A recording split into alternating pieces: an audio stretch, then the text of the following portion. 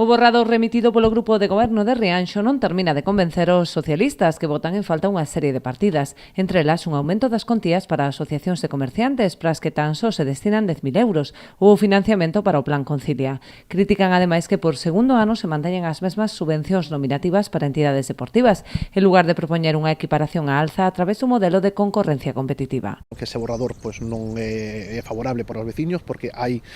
carencias en educación, hai menos inversión en área de deportes, hai menos inversión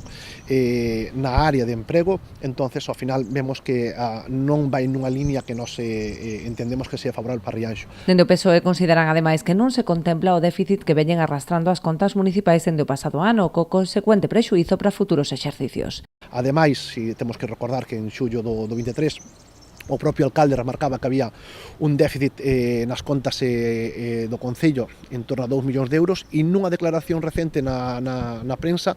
decía que esa deuda era de 2 millóns e medio, co cual entendemos que a xestión do último semestre e do primer semestre de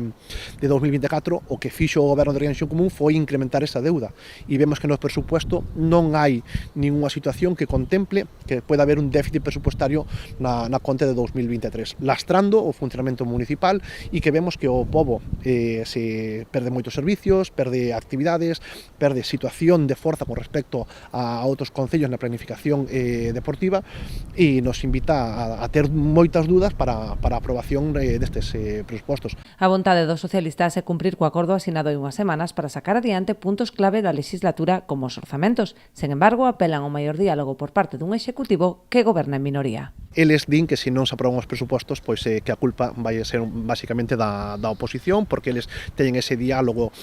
como ADN, como algo intrínseco á súa propia formación, e nós non vemos así porque o acabamos de manifestar. Dúas reunións non son suficientes para tratar un tema tan importante como é o presupuesto dun concello, e non lle podemos mandar, sería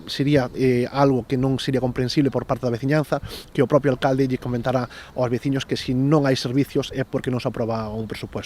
Os presupostos están para